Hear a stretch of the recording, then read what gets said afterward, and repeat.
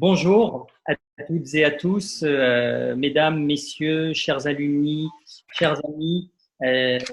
Pascal Perrineau et moi sommes très heureux de vous accueillir ce soir. Nous espérons que vous allez bien. Vous êtes nombreux à rejoindre cette conférence. Nous pourrions, si nous n'étions pas confinés, remplir presque l'amphithéâtre Boutumi. Merci pour votre présence, merci pour votre confiance, que vous soyez en France hexagonale, à l'outre-mer, à l'international. Nous sommes très heureux de vous retrouver ce soir aussi nombreux. Merci pour votre confiance et pour votre présence. Alors vous le savez, Sciences Po Alumni, votre association reste mobilisée en cette période de crise. Vous recevez chaque semaine la newsletter hebdomadaire de l'association. J'espère que c'est bien le cas. Si ça ne l'est pas, à la fin de cette conférence, envoyez-nous un petit message pour que l'on s'assure que vous la recevez bien tous les jeudis et que vous recevez le désormais très attendu édito hebdo de notre président, de Pascal Perrineau.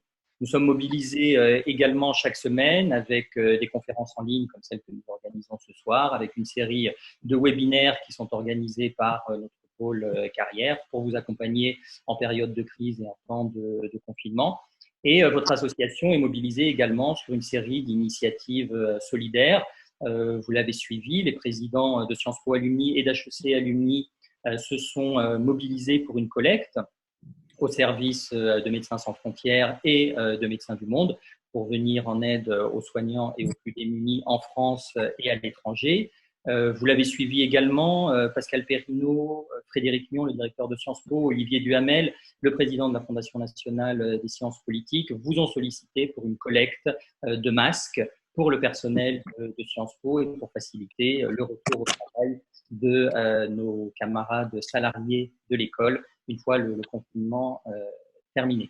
Et nous travaillons aussi à une série d'initiatives à destination des étudiants de Sciences Po, de nos plus jeunes camarades.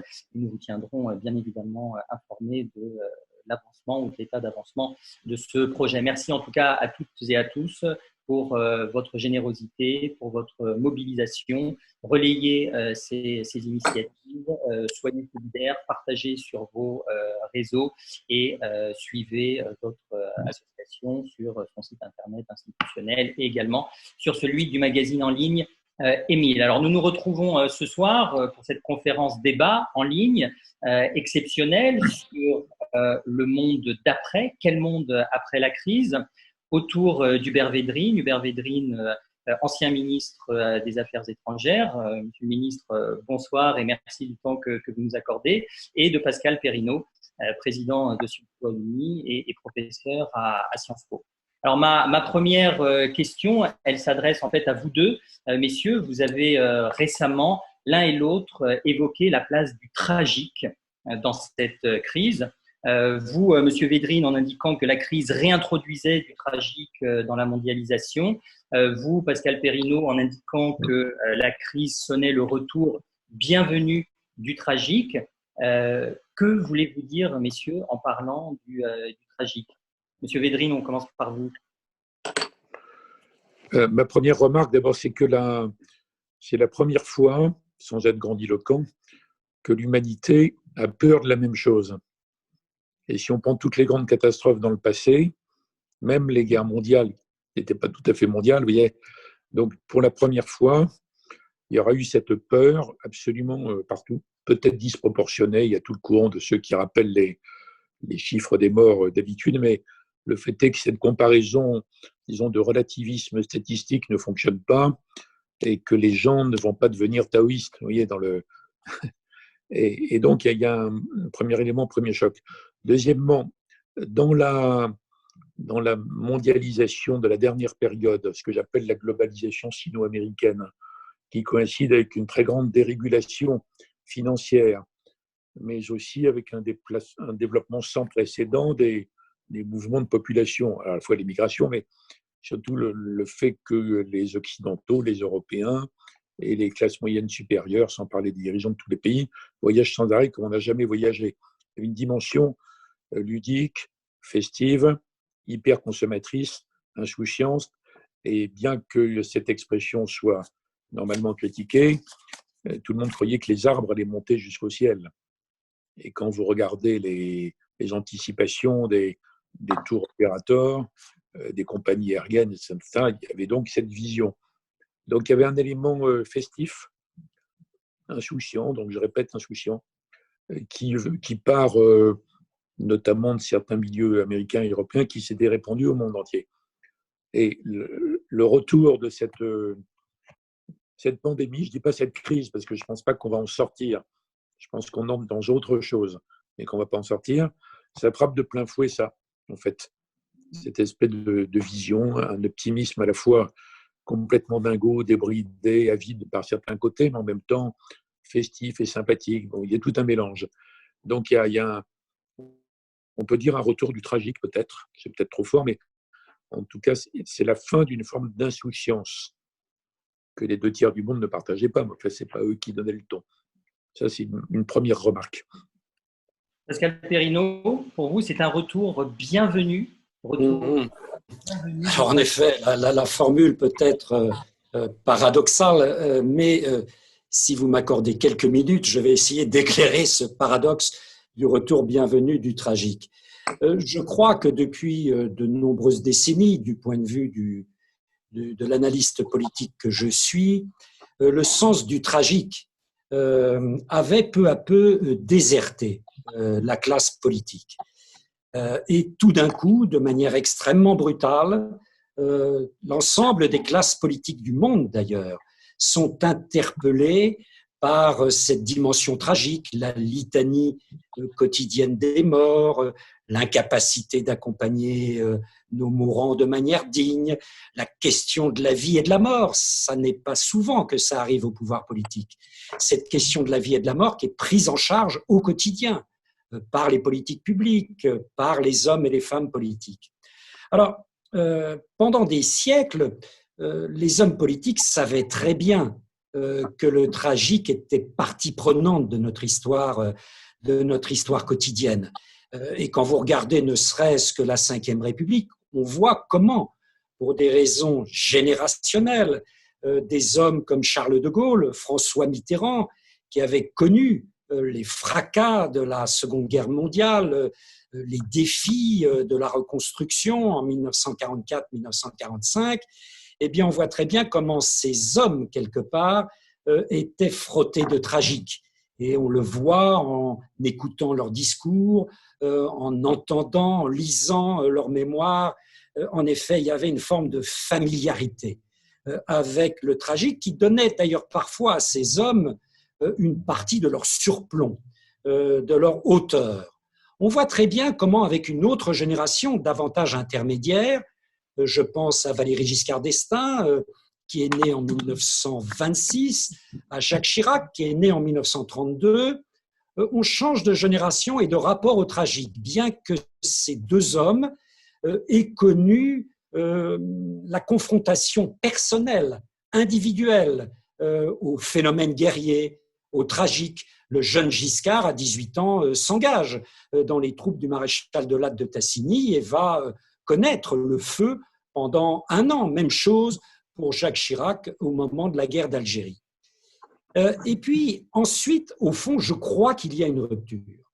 Avec Nicolas Sarkozy, François Hollande et l'actuel président, on a des hommes qui sont nés, pour les 2 premiers, dans la période extrêmement insouciante, pour reprendre le terme d'Hubert Védrine, des 30 Glorieuses, et pour Emmanuel Macron, dans un temps où l'on croyait, j'allais dire, à la grande pacification générale, et quelque part, commençait à apparaître la thèse de la fin de l'histoire. Et je crois que pour ces 3 hommes, quelque part, le tragique est davantage périphérique.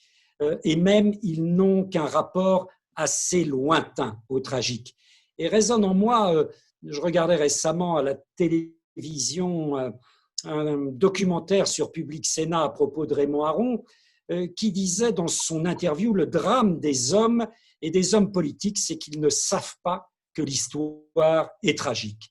Et je crois que c'est particulièrement vrai pour nos 3 derniers présidents. Et tout d'un coup, avec la pandémie, bien sûr, le tragique revient à la fois nous interpeller, nous, et avec bien sûr les phénomènes de peur que cela suscite, et puis revient bien sûr interpeller notre président de la République qui certes avait un rapport au tragique. Je pense à un entretien qu'il avait eu avec la NRF juste après son élection, mais on voyait bien que son rapport au tragique était un rapport romanesque.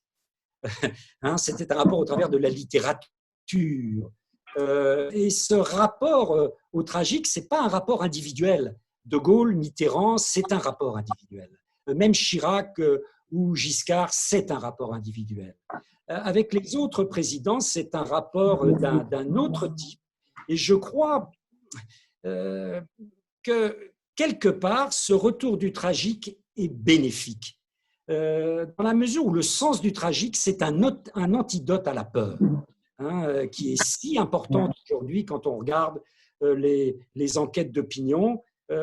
Et puis, ça nous fait découvrir, pour moi, politologue, quelque chose qui me semble tomber sous le sens. Le politique, c'est une activité tragique. C'est une activité tragique. Je crois que c'était l'historien, vous savez, de l'Antiquité, qui savait de quoi il parlait, Paul Venn, qui disait le politique est une activité tragique. Merci Pascal Perrineau. On le voit avec ce virus global. On a aujourd'hui à peu près 4 milliards d'humains qui sont confinés. La question qui se pose est celle d'une certaine façon, du leadership mondial. Est-ce que nous sommes, Monsieur Védrine, en train d'assister à l'émergence d'un nouvel ordre mondial? On lit beaucoup de choses sur un basculement de l'Ouest vers l'Est, de la Chine qui tirerait profit de cette crise au détriment des États-Unis. Assistons vraiment, selon vous, à l'émergence d'un nouvel ordre mondial? Alors d'abord, je voudrais dire que je suis tout à fait d'accord avec l'analyse de Pascal Perrineau, mais que c'est une analyse qui s'adapte parfaitement à la France, peut-être à l'Europe de l'Ouest, une partie de l'Europe en tout cas. D'ailleurs, moi qui suis partisan que l'Europe devienne un jour une sorte de puissance dans le monde, pour se faire respecter, il y a longtemps que je regrette la philosophie post-tragique, la naïveté des Européens un peu nigauds, qui croient vivre dans un monde post-tragique, post-identitaire, post-traumatique, etc. Donc je rejoins là-dessus. Mais n'oublions pas que pour la plus grande partie du monde, le tragique n'a jamais disparu. Ce n'est pas le même que nous, ce n'est pas notre relation à la Deuxième Guerre mondiale, c'est autre chose. Mais sur la France, il a raison. Le côté bienvenu, je comprends tout à fait ce qu'il dit. Ça dépend comment est géré pour la suite la réapparition de la dimension tragique dans la vie collective. Ça peut être bien ou mal géré, ça peut entraîner des régressions variées, des impuissances variées, ou quelque chose de positif. J'en viens à votre question chinoise. En fait, ça fait très longtemps dans le monde de la géopolitique que la question est débattue. Ce n'est pas le virus qui fait démarrer ça. Il y a une réussite prodigieuse de Deng Xiaoping en Chine. Et après les 40 dernières années de la mondialisation, les différentes périodes ne se ressemblent pas toutes. C'est une globalisation sino-américaine qui coïncide avec une déréglementation financière, une économie casino, le transfert de la production de masse en Chine et par ailleurs le développement du mode de vie, le mouvement brownien, du mode de vie festif, ambulatoire, permanent. Tout ça mélangé. Mais ça ne masquait pas le fait que la Chine était devenue la puissance un bis. C'est d'ailleurs pour ça qu'après une quarantaine d'années, disons, d'arrangement avec la Chine, déjà Obama, de façon sophistiquée, poursuivi par Trump de façon brutale, on dit que ça commence à suffire. Donc il faut contenir la Chine. Donc il y a un débat très ancien. Moi, j'emploie la formule depuis très très longtemps. D'abord, qu'il ne faudrait pas que les Européens deviennent les idiots du village global. Bon, ça, c'est une vieille formule sur la naïveté européenne, très sympathique, mais enfin, parfois inopérante. Mais l'autre débat, c'est est-ce que c'est la fin du monopole occidental dans l'histoire du monde, ce qui est plutôt ma thèse, ou alors il y a la thèse de théoriciens asiatiques, dont Kishore Mahbubani, les Singapouriens, qui dit que c'est la fin de la parenthèse occidentale. Moi, je ne veux pas jusque-là. Je pense que les Occidentaux gardent énormément de cartes et d'atouts. Donc oui, c'est une question qui est apparue il y a longtemps. Et on voit dans l'affaire récente on voit la démonstration pour les gens qui avaient eu l'esprit ailleurs de ce qu'est devenu la Chine, naturellement. Mais il ne faut pas aller trop vite en besogne. Il ne faut pas conclure que la Chine domine le monde parce qu'elle a réussi à donner des masques aux Italiens, à vendre des masques aux Italiens. Tant mieux pour eux, d'ailleurs. Bon, ce n'est pas si simple. Parce qu'après cette affaire, qui est encore une fois pas une crise, mais un moment dans un long processus, il y aura une évaluation sévère, systématique, mondiale. D'abord, des conditions dans lesquelles il y a de plus en plus d'épidémies qui apparaissent depuis, c'est lié à l'effondrement de la biodiversité. Enfin, il y a un lien, vous voyez. Et puis, deuxièmement, excusez-moi, vous êtes là? Oui. Oui, il y a eu une coupure. Il y aura une évaluation des politiques de tous les pays du monde, y compris la Chine. Alors, la Chine pourra dire on a bien géré la deuxième phase, mais c'est très bien géré en Corée du Sud, à Taïwan, au Vietnam aussi, en Autriche, en Allemagne. Donc, il n'y a pas de la supériorité automatique du régime chinois. Et la Chine sera obligée de s'expliquer sur les origines, sur la dissimulation du tout début. Et comme il y a en principe la grande conférence sur la biodiversité, l'an prochain en Chine, je ne vois pas comment il pourrait passer à côté du sujet. Donc la Chine ne va pas sortir grande gagnante. Mais les Occidentaux non plus ne pourront pas dire qu'à cause du virus, les problèmes qu'ils connaissaient avant par l'épuisement de la démocratie représentative sous la pression de la démocratie directe et toutes sortes de problèmes économiques et sociaux, identitaires et compagnie, tout ça, ça n'a pas disparu.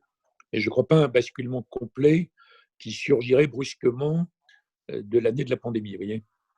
Et donc pas de déclin automatique du leadership américain non plus. Non, il y a un déclin relatif des Occidentaux, puisqu'ils n'ont plus le monopole. Et sinon, les États-Unis ne seraient pas agités par ces convulsions extraordinaires où à chaque élection présidentielle, ils élisent le contraire exact du président sortant. Bon, il y a un déclin relatif, ce n'est pas un déclin en valeur absolue. La puissance américaine reste colossale. Mais les Occidentaux ne contrôlent plus l'ensemble du schmilblick. Et ça, pour les Occidentaux, c'est à la fois humiliant, vexant et angoissant. Mais c'est exagéré, c'est amplifié, et ça se voit mieux sous le coup de l'affaire du virus. Mais c'était quelque chose qui était en cours avant, vous voyez. Alors, M. Védrine faisait référence il y a quelques temps à l'Europe puissance. Pour Pascal Perrineau, sur le continent européen, est-ce que l'Europe peut sortir renforcée de cette situation ou est-ce qu'au contraire, on va selon vous assister au renforcement du sentiment anti-européen? Est-ce que l'on s'achemine vers la victoire de l'Europe, des Salvini, des Orban, des Le Pen? Alors, sur cette affaire, en effet, pour prolonger l'échange avec Hubert Védrine, l'analyse que je développe est une analyse avant tout franco-française et européenne. Je ne cherche pas à aller au-delà parce qu'il est vrai qu'en dehors de quelques zones privilégiées dans le monde, le tragique est une expérience quotidienne dans de nombreux pays et dans de nombreux continents ou sous-continents. Alors, en ce qui concerne l'Europe, je suis frappé, pour moi, de la nécessité de sortir d'une lecture un peu simpliste qui met toujours en avant cette crise comme étant le symptôme de l'échec de l'Europe. Je crois qu'il faut avoir une lecture plus contrastée et distinguer dans cette crise deux éléments de la crise. D'un côté, la crise sanitaire par laquelle tout a commencé, et d'autre part, la crise économique extrêmement importante que cette crise sanitaire amplifie à la puissance 10. La crise sanitaire se transformant en une crise économique d'ampleur.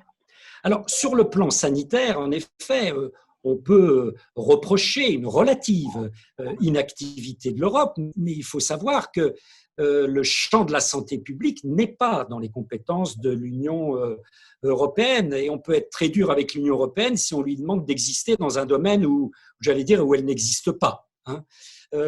Et même en prenant en compte cette absence de compétences de l'Europe sur le domaine, je suis frappé de voir quand on regarde attentivement le dossier, que dès fin février, l'Europe, au travers des ripostes qui sont nationales et qui sont d'un type divers, va essayer de se porter, tout de même, l'Union va essayer de se porter sur le terrain de la santé. L'aide au rapatriement des nationaux, l'Union européenne joue tout son rôle. La coordination de transfert d'équipements médicaux d'un pays à l'autre, l'Union européenne va jouer son rôle. La création d'une réserve européenne commune de matériel médical géré par un centre européen est une idée extrêmement intéressante. Et au fond, on se dit, tiens, si ça avait existé en amont, ça aurait peut-être permis de mieux répondre à la crise sur le terrain sanitaire. Mais en revanche, quand on se déplace de la crise sanitaire à la crise économique, on est frappé par rapport à la manière dont l'Europe avait réagi dans le passé à d'autres types de crises. Je pense en particulier à la crise économique et financière, bien sûr, de 2008-2009. Eh bien, on est frappé par, comment dire, une certaine force de frappe de l'Union européenne et de la Banque centrale européenne en la matière. Dès fin février, on voit que des sommes importantes sont débloquées pour des financements sur la recherche. Une équipe de réponse à la crise est mise en place au sein de la Commission européenne. Très vite, les fonds de cohésion sont abondés de plus de 30 milliards. On suspend, ce qui est une véritable révolution tout de même, par rapport à ce que l'on entend depuis des années et des années. On suspend les règles budgétaires du pacte de stabilité et de croissance. Et puis ensuite, des plans massifs vont être mis en place, à la fois des plans massifs de soutien aux dispositifs nationaux de chômage partiel, et bien sûr, ce dont tout le monde a parlé, le coup de bazooka, disent certains, la très forte action de la BCE, près de 1 000 milliards pour soutenir l'économie européenne, les banques, les entreprises, les rachats de dettes. Tout ça correspond, d'après certains économistes, à peu près, ça n'est pas rien, à 7% du PIB européen. Donc on voit là que des moyens relativement impressionnants ont été pris. Alors ça n'empêche pas, pour le spécialiste de l'opinion que je tente d'être, ça n'empêche pas que malgré tout cela reste dans les opinions. Je viens de regarder attentivement, vous savez, l'enquête qui est sortie en Allemagne, en Grande-Bretagne et en France, qui a été publiée il y a quelques jours dans Le Monde et auquel le Centre de recherche politique de Sciences Po a beaucoup contribué. Ça n'empêche pas que la perception de cet effort européen est très faible et qu'une impression d'inaction, de confusion continue à perdurer. Alors que quand on compare, je le dis une fois de plus, à la crise financière, à la crise migratoire même que j'oubliais, on a l'impression qu'en quelques jours, au fond, l'Union européenne a été davantage réactive rapidement que dans les crises précédentes. Ce qui pose la question de la place des États et de la place des États-nations en particulier. Dans un entretien récent au Figaro, M. Védrine, vous déploriez l'effacement exagéré des États-nations ces dernières années. Est-ce que, selon vous, la crise signe le retour des États-nations? Est-ce que, selon vous, c'est la fin des grandes théories de relations internationales qui, justement, ces dernières années, prônaient la fin de l'État, la fin des frontières, la fin des territoires, la fin de la souveraineté, la fin des identités? Là aussi, ce sont des théories qui n'étaient développées qu'en Europe de l'Ouest, en réalité, ce qui est quand même pas grand-chose par rapport au reste du monde. Alors, je rejoins tout à fait Pascal Perrineau d'une autre façon. Moi, je pense que c'est l'exagération des européistes sincères, animés de très bons sentiments pendant des dizaines d'années, qui ont fait croire que l'Europe avait réponse à tout. et qui ont alimenté ces discours permanents condamnant ce qu'on appelle les égoïsmes nationaux, alors que ce sont des intérêts nationaux, etc. Et un discours dominant qui a abouti à ce qui se passe dans l'opinion et que les sondages montrent. On attend des espèces de miracles extraordinaires de l'Europe, même quand ce n'est pas dans ses compétences.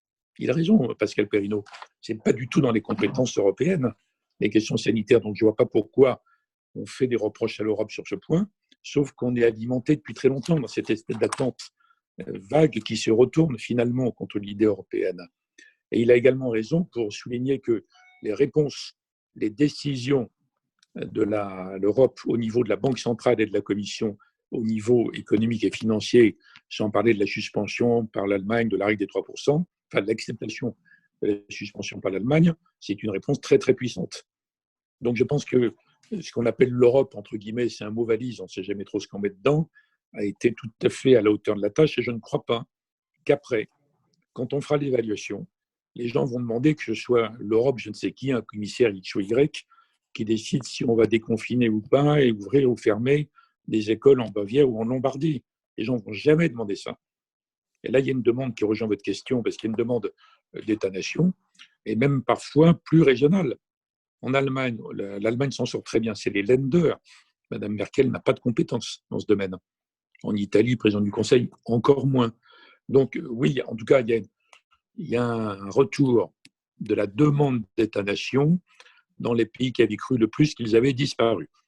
Et que non seulement ils avaient disparu, mais qu'ils étaient nuisibles et néfastes. Et que toutes ces histoires historiques, identitaires étaient des choses horribles à éradiquer. Et ça, c'est encore une fois qu'une partie des Européens qui avaient, ou toutes des élites européennes mondialisées qui avaient cru ça. Donc c'est plutôt ça. Donc la formule du retour bienvenu de M. Perrineau sur le tragique, je l'appliquerai volontiers à ça. Après, ça dépend ce qu'on en fait. Parce que si c'est des États-nations complètement enfermés dans une vision court-termiste, comme dans toutes les démocraties, c'est catastrophique. Si c'est des États-nations puissants et des gouvernements efficaces qui coopèrent mieux entre eux, c'est une bonne réponse. Il faudra évidemment, après tout ça, un système d'alerte immédiate, transparente et de réaction rapide s'il y a de risques de nouvelles épidémies. Ça marchera non pas si l'OMS devient le dictateur du monde, mais s'il y a des gouvernements nationaux efficaces. Et on est obligé de parler de ça parce qu'on est à Sciences Po, donc à Paris, etc. Mais on n'aurait pas besoin de passer des heures sur le sujet si on était en Corée du Sud ou à Taïwan ou Hong Kong. Ça serait évident pour tout le monde, ça.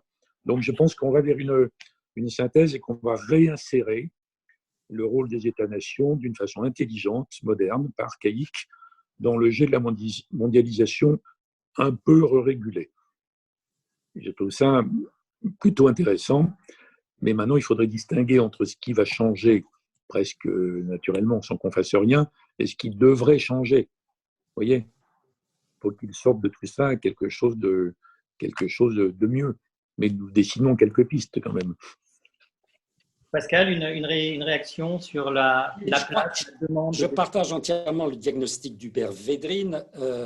Cette question est une question ambiguë. Le retour des États-nations, très bien, et je dirais que de toute façon, dans la réalité, et non dans les discours de toutes petites minorités qui ne représentent qu'elles-mêmes, les nations n'avaient jamais quitté la scène. Elles n'avaient jamais quitté réellement la scène, ainsi que les cultures nationales, c'est-à-dire ce que les gens ont en tête, les sentiments d'appartenance, etc. En revanche, ce que cette crise peut marquer, je ne suis pas devin, on le verra bien, c'est le retour d'une certaine conception très étriquée de l'État-nation et des nationalismes, pour parler clair. On peut avoir, en effet, un retour des nationalismes. C'est vrai que, comme ça, frontalement, des thèmes qui sont portés depuis de longues décennies par des formations nationalistes, le thème de la protection nationale, le thème des frontières, le thème de l'immigration, le thème de la sécurité tous azimuts, etc., sont des thèmes qui parlent davantage à ce courant de pensée nationaliste qu'à d'autres courants de pensée, et qui, en tout cas, peuvent, nous le verrons, je suis incapable de vous le dire aujourd'hui, peuvent donner un espace politique qui est déjà très important à des forces de type nationaliste dans les pays européens. Et on voit le processus déjà à l'œuvre. Il suffit de regarder les résultats des dernières élections européennes dans l'Union européenne, bien qu'il ne s'agisse pas d'un raz-de-marée, mais on voit une dynamique de ces forces et on verra la capacité de ces forces à exploiter et à détourner quelque part le retour des États-nations au premier plan des préoccupations et la mise à bas des croyances post-nationales qui avaient, c'est vrai, qui faisaient florès, toutes les idéologies de type sans frontières, vantant une mondialisation sans principe régulateur. Le thème, eh bien voilà, tout sera réglé par cette espèce de terme que moi j'ai jamais très bien compris, la communauté internationale. Vous voyez, qu'est-ce que c'est que cet objet politique non identifié? Donc là, il peut y avoir, si vous voulez, la crise venant percuter tout cela, il peut y avoir un mauvais usage et un bon usage de ce retour au premier plan des États-nations. Monsieur Védrine, la communauté internationale dans le monde post-crise qui se dessine, pour vous, est-ce que vous partagez la vision de Pascal Perrineau sur cet objet international non identifié? Alors, j'ai perdu votre image, mais vous allez m'entendre en tout cas. J'essaie de retrouver l'image, mais j'ai peur que ça coupe la relation. Ça fait très longtemps que je dis la même chose, je suis d'accord. Hein. Mais déjà, quand j'étais ministre, je disais qu'il n'y avait pas de communauté internationale, que c'était un objectif honorable à essayer d'atteindre. Mais évidemment, ça c'était mal pris par certains milieux. Bon, je suis d'accord, j'ai des petites nuances parce que je pense que là, c'est précisément en rappelant que les frontières ne sont pas des murs et que la demande des populations en Europe de la maîtrise des flux migratoires est une demande tout à fait raisonnable, en fait, et logique, à condition qu'on le cogère intelligemment avec les pays de départ et de transit, qu'on luttera le mieux contre les tendances régressives que l'on peut redouter. Et je voudrais ajouter un mot, c'est que, puisqu'on parle de l'Europe, là, beaucoup de choses vont se jouer sur est-ce que l'Europe va être capable de ne pas empêcher, voire même de favoriser, une politique de réindustrialisation en Europe. Parce que quand on parle de relocalisation, c'est de la réindustrialisation. Et nous, les Français, on est spécialement frappés par ça, à partir de l'idéologie débile des entreprises sans usine. Les Allemands ont résisté à ça. Donc, si l'Europe est capable de corriger sa doctrine, qui était vraiment à courte vue sur ce point, comme l'Allemagne a accepté qu'on suspende les 3%. Donc, il faudrait recorriger les règles de la concurrence. Et vous savez qu'il y a des grandes voix européennes qui enfin maintenant, oui, peut-être il faut repenser ça. Donc là, c'est la meilleure réponse aux craintes d'un retour à ces enracinements nationaux qui serait négative. Ça serait positif, en fait. Alors, sur un autre plan, Monsieur Védrine, depuis plusieurs années, et vous y faisiez référence en parlant de la biodiversité dans vos propos liminaires, depuis plusieurs années, vous alertez sur l'urgence écologique. Est-ce que la pandémie actuelle accélère, selon vous, les prises de conscience? Et est-ce que, là encore, selon vous, les bonnes résolutions que nous prenons toutes et tous aujourd'hui en étant confinés en termes de bonnes pratiques environnementales vont véritablement se traduire en actes concrets demain? Quelle est votre vision d'avenir sur ce plan-là? J'en sais rien. Il y aurait une bataille. Certains vont dire qu'il faut redémarrer d'urgence, il faut se débarrasser de toutes les contraintes écologiques, sociales, etc. Je pense que ce serait une erreur dramatique, voire criminelle, mais je ne vois pas comment on pourrait échapper à une réflexion sur la multiplication des épidémies à partir de ce qu'on appelle les no-zones, vous voyez. Donc ça, c'est une question de biodiversité. Et puis, je pense qu'il y a dans le monde des forces énormes qui veulent freiner, ralentir le mouvement d'écologisation.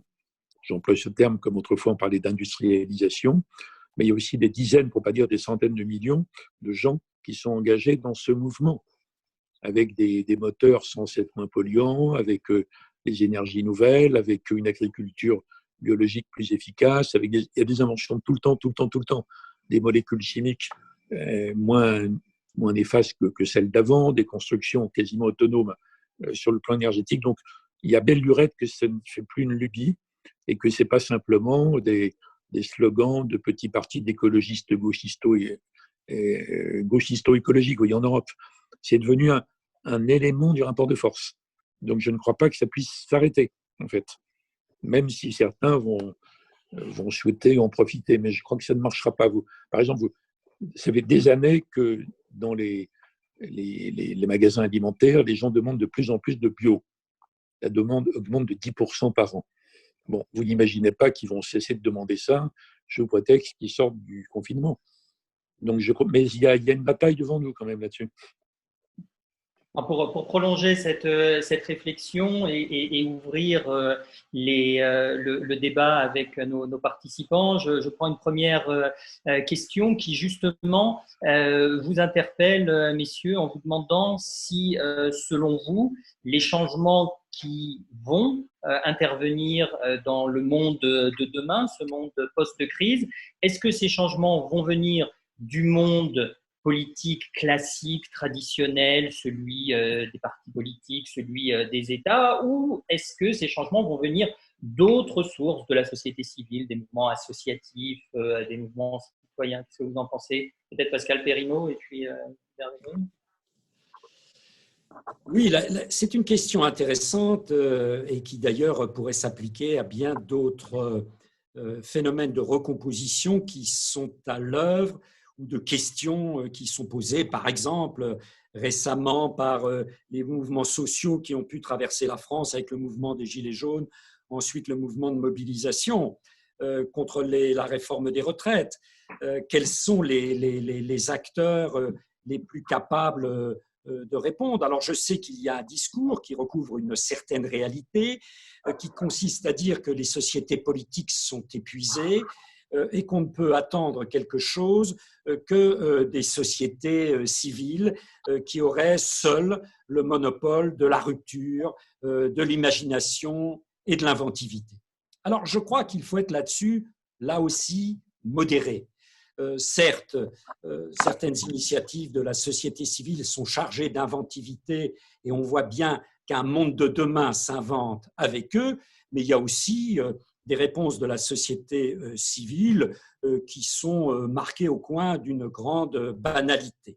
D'autre part, en ce qui concerne la société politique, c'est-à-dire dans les démocraties, celles et ceux que nous avons élus aux différents niveaux de responsabilité, on ne peut pas imaginer que le mouvement de recomposition, de réponse, j'allais dire, fasse fi de ce monde de nos représentants. Bien sûr que la société politique doit prendre en charge ces défis, doit bouger, doit faire preuve d'imagination et doit nous occuper avec autre chose que le second tour des élections municipales.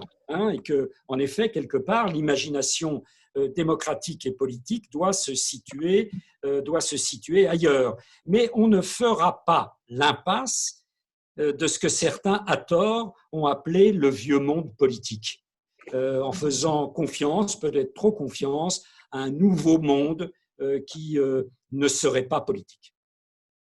Monsieur Védrine, vous partagez cette analyse de Pascal Perrineau? Oui, bien sûr. Mais de toute façon, il y aura une interaction, ça dépendra des moments, des sujets, des pays, mais il y a forcément une interaction entre des comportements des gens. Je donne l'exemple des achats alimentaires. Vous voyez, les entreprises, dont beaucoup d'entre elles sont très en avance sur les mondes politiques, en termes d'invention, innovation, etc. Les associations, les mouvements, les réseaux numériques, mais les dirigeants. Au bout du compte, il faut quand même à un moment donné que quelqu'un décide quelque chose. Vous voyez. Et donc, je pense qu'on ne peut pas opposer les pseudo-vieux mondes, les pseudo-nouveaux mondes. C'est complètement artificiel tout ça. C'est une combinaison, mais qui est très variable selon les pays, évidemment, et selon les régimes. Et donc, je suis assez confiant sur la dynamique. Mais par exemple, à un moment donné, il faut trancher, quoi. Par exemple, ces dernières années, les grands syndicats, les plus gros syndicats agricoles productivistes, allaient finir par dire oui, il faut qu'on intègre un peu d'écologie dans les pratiques, etc.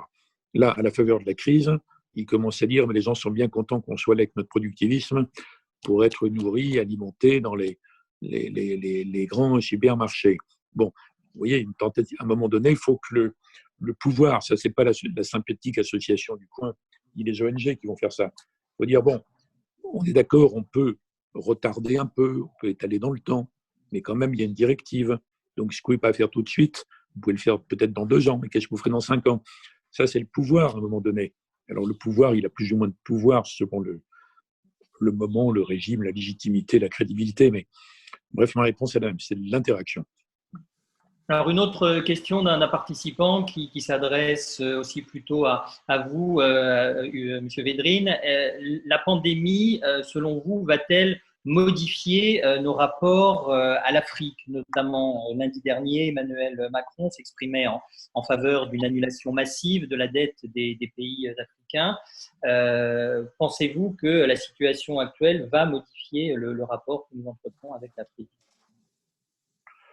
Alors, d'abord, moi, j'ai eu beaucoup de contacts avec des spécialistes de l'Afrique ces derniers jours, et ils sont en fait assez partagés entre ceux qui sont très inquiets parce qu'ils regardent des critères du genre le nombre d'hôpitaux, le lit de réanimation, l'observation des mesures de confinement, etc. Donc, ça, c'est les plus inquiets. Et d'autres qui sont moins inquiets parce que une immense majorité de la population africaine vit encore dans les campagnes et se nourrit dans les campagnes. Beaucoup de gens ont requitté les grandes agglomérations pour revenir dans les zones rurales, donc vont résister mieux par rapport à ça.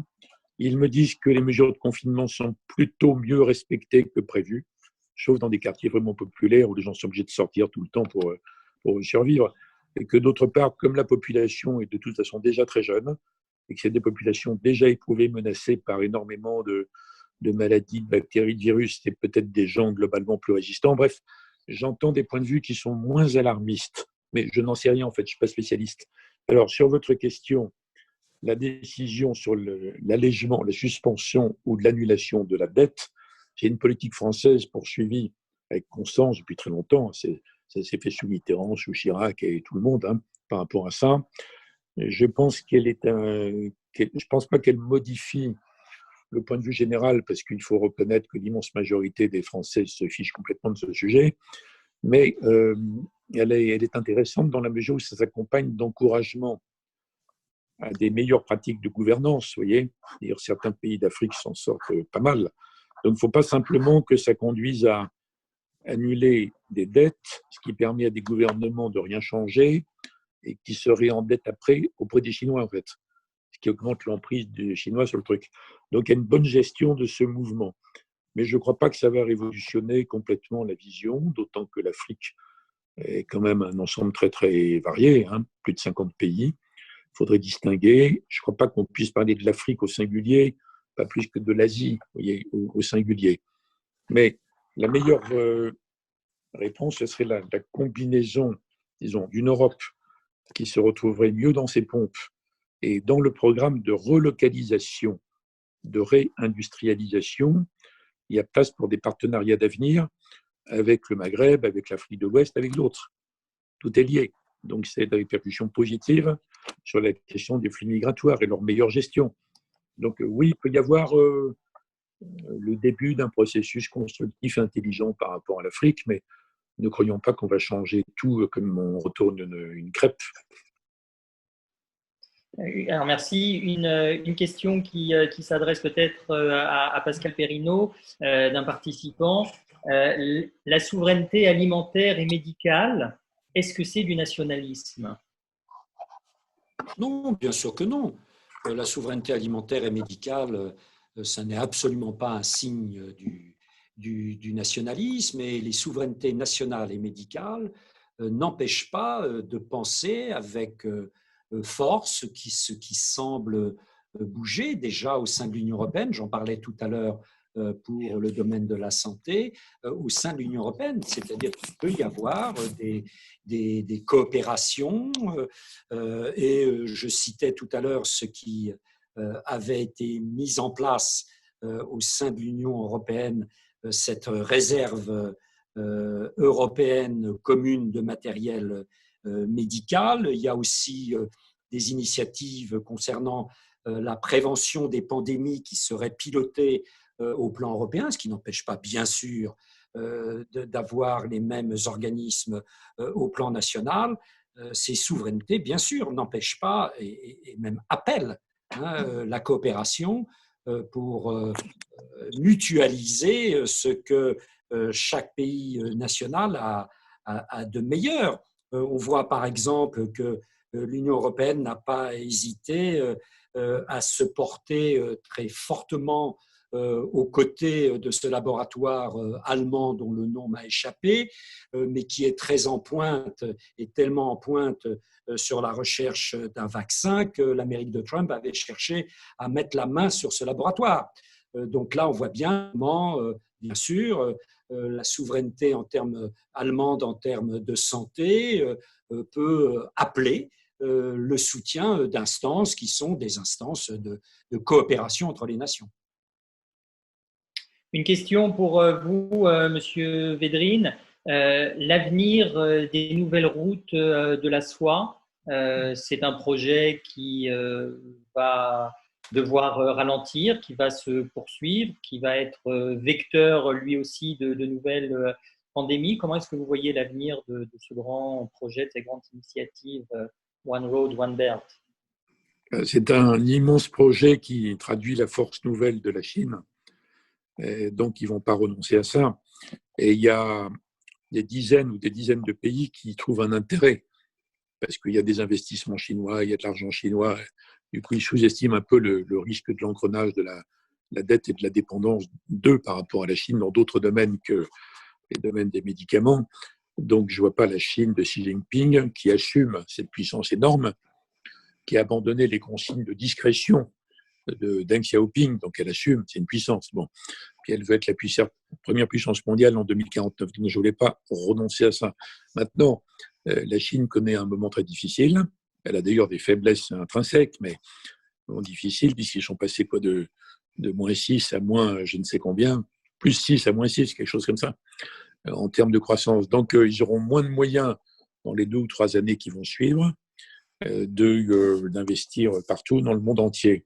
C'est une énorme affaire, hein. C'est la route des Indes de la Grande-Bretagne, puissance 10, par rapport à ça. Bon. Donc, je ne les vois pas renoncer, je les vois corriger, s'adapter, mais comme tous les pays ont été également un peu ébranlés, ça n'a peut-être pas changé le rapport de force final. Donc, j'en reviens à ce qu'avait dit, je crois, le président Macron à Pékin, à ce sujet, en disant on aimerait bien que ce soit symétrique. Donc, il y a une question d'équilibre, donc de rapport de force quand même. Il faut qu'on montre notre capacité. Aujourd'hui, c'est pas les routes de la soie qui sont inquiétantes en soi. Ce qui est préoccupant, revenons à notre point de vue européen, c'est que les Chinois aient bâti ces dernières années quand même des sommets avec une partie des Européens. Ça s'appelle 17 plus 1. 17 plus 1. Alors, l'Union européenne disait c'est quand même choquant, faites des sommets avec l'Union européenne, mais non. Évidemment, les Chinois intelligemment, parce que c'est comme un pays qui est dirigé par des sortes d'ingénieurs de la décision publique. Ils ne sont pas harcelés toutes les minutes par tous les autres phénomènes qu'on connaît ailleurs. Bon. Donc, ils raisonnent sur 10, 20, 30 ans, ils voient très bien les faiblesses relatives. Donc, notre problème à nous, ce n'est pas tellement ce que les Chinois pensent de l'avenir de la route de la soie. Ils vont garder leurs ambitions. C'est est-ce qu'on est capable, nous, Européens, peut-être revigorés par cette épreuve abordée de façon désordonnée au début, mais de plus en plus cohérente, pour dire aux Chinois, on veut vraiment avoir une coopération équilibrée avec vous, naturellement, mais on va peut-être discuter les bases. Vous voyez, ça serait une sortie idéale. Une question pour Pascal Perrineau d'un participant sur le cas français plus spécifiquement. Est-ce que, en plus de la crise sanitaire, économique, financière que nous vivons, s'achemine-t-on vers une crise politique? Si vous voulez, les crises peuvent appeler en effet les crises. Hein. Nous avions bien vu, par exemple, comment la crise de 29 dans les années 30 a entraîné toute une série de crises politiques majeures.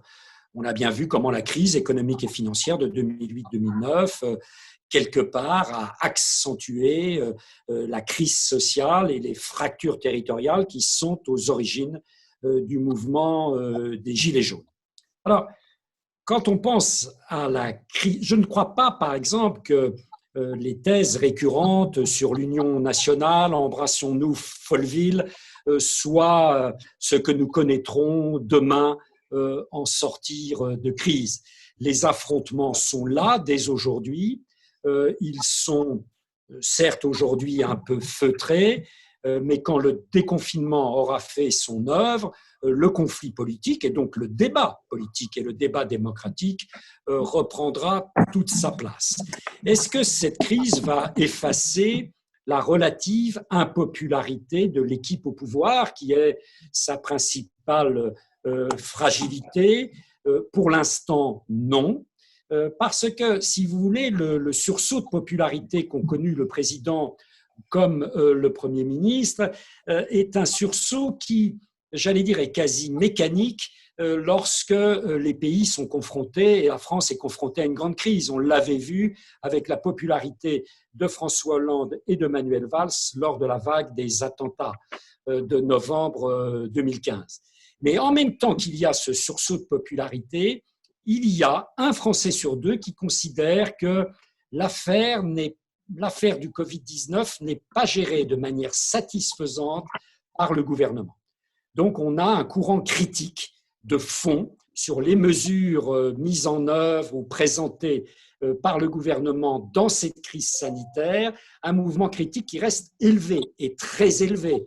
Quand vous comparez aux réactions aujourd'hui des opinions allemandes ou de l'opinion britannique, qui aurait quelques raisons parfois d'être déroutée par l'attitude de son gouvernement, eh bien, vous avez un niveau de critique beaucoup, beaucoup plus faible qu'en France.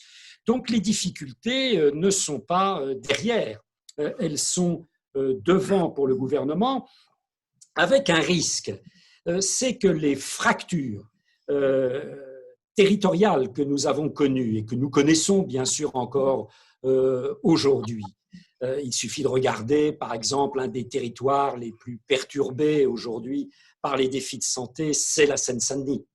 Voilà.